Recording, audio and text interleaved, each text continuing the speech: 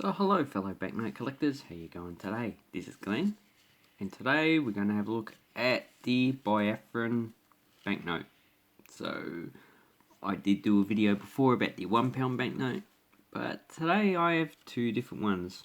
I do have the £1 down the bottom, but I have another £1. This is from 1968, and then we have the £5 from 1969. So let's have a look at the first banknote, 1968 one. And as you can see, it actually has a palm, probably a coconut palm, a sun. So this is actually part of the coat of arms of Biafra. The flag was, black, red and green, and this part was on the black part. It's on the black part. Black at the top, red in the middle, green down the bottom. I hope I got that right. So, well, I nearly had that right. I had the red and the green mixed up. So that's the actual flag there. And as you can see, the sun, it's actually pretty much the same. So this is actually quite a hard banknote to get. The value of these banknotes is probably about $20 for this series. And it only was used for 1 year until it was replaced by the other series, which is this one. And this is actually quite a better series. These ones in uncirculated, you're talking about $2 to $3. For most of them, you could probably get something like $1.50, but I wouldn't pay anything over $3 for this banknote here. So that's the one we're talking about, the £1. This one is a lot rarer.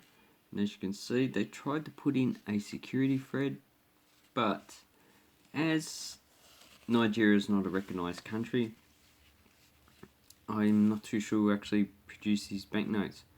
It looks like that they were just produced by a local printer or some type of printer. And on this side we actually have the coat of arms of Biafra. And as you can see, it has a leopard.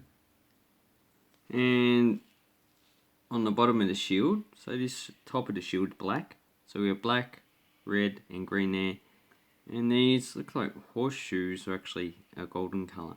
So there's peace, unity and freedom, and up the top we have an eagle. Not too sure what eagle it is, could be a fishing eagle, but I could be wrong on that. And that is a nice banknote. So the only other banknote that was issued with this series is the 5 shilling, and that's even harder to get than the £1. The £1 of both of these series seems to be quite common. So, in the second series, you get a whole series from 5 shilling, 10 shilling, £1, £5 and £10.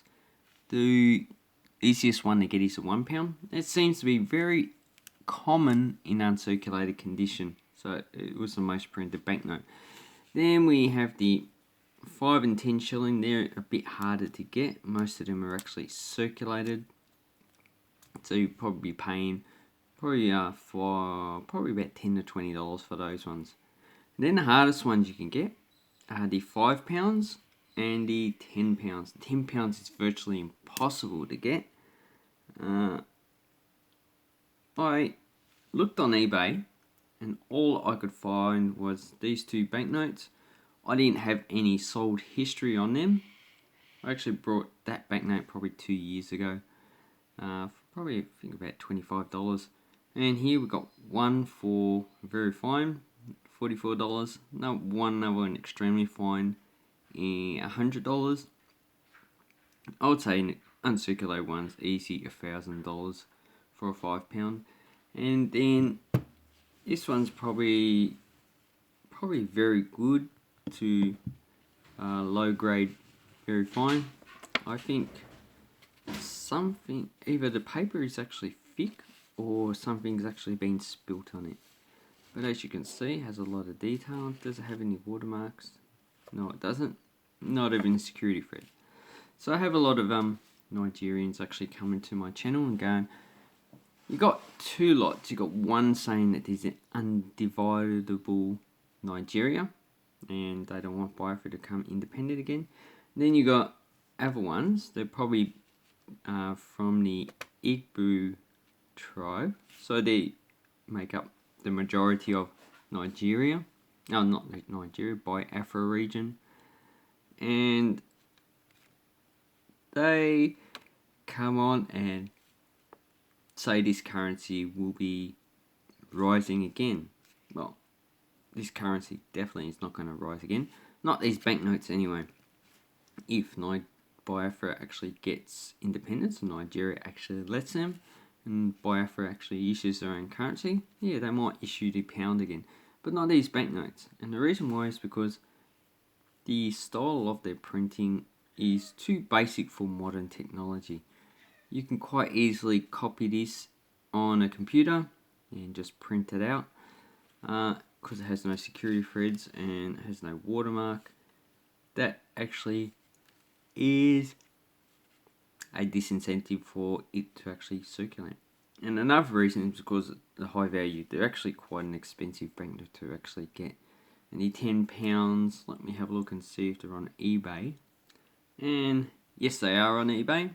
There's actually 24 items compared to the 2 items that are £5. So the £5 are a lot harder to get. But as you can see, the prices are pretty high. The lowest I got is about $100. That's in, what grade was that? Very fine. Uncirculated for 500. Extremely fine. So these are actually a very expensive banknote. So here you have a whole set for 1,300. So I won't be getting. And look, here is a 10 shilling banknote, $23 uncirculated. And yeah, so as you can see, the £1 is quite cheap. Let's see if any have sold. Completed, sold items. No results found. That's from Australia. And as you can see, they sell for $60 is the cheapest. Generally, the other two sold for over £10. Oh yeah, baby. $80. Okay. Oh, I should make another video on those £10. Anyway, $100 most likely you'll be actually spending on a £10 banknote. So that's why that's not going to circulate.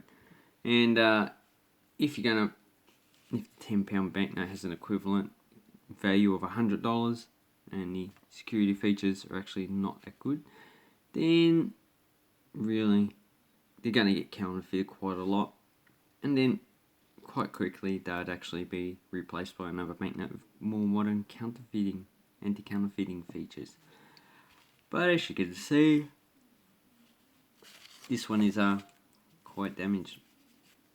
And here we have on the back, large £5. So these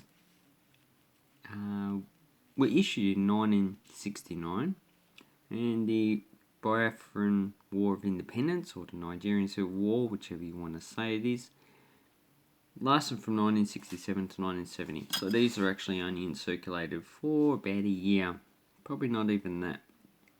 And I would say the majority of these banknotes were probably captured by the Nigerian forces and were probably looted or on-sold, and that's why a lot of them are either uncirculated or in very bad condition, because Nigeria is a pretty hot place. So on the reverse we have a woman weaving. It's that old style of weaving on the loom. And here we have the coat of arms again, so that's supposed to be like the watermark that there, because it's supposed to be in the window. So, an expensive banknote. But will Nigeria allow Biafra to get independence? Well, I'm not too sure they would, because African countries have a history of not allowing provinces generally to become independent unless there is an agreement beforehand. And I don't see any agreement because Biafra has a lot of oil. Nigeria doesn't want to give it up. Unlike Sudan, who gave up South Sudan, but that was a peace agreement ending the civil war in Sudan at the time. And then our civil war started up in both countries again. And Eritrea as well. But that was agreement between two rebel groups that actually agreed to divide the country up once they actually defeated the government, which they did in 91. So, I'd like to say thank you very much for watching my video. I hope you like these banknotes. They're actually a very good set to get if you're interested in extinct countries. That's why I collect South African, East German. I want to get some Katangan banknotes.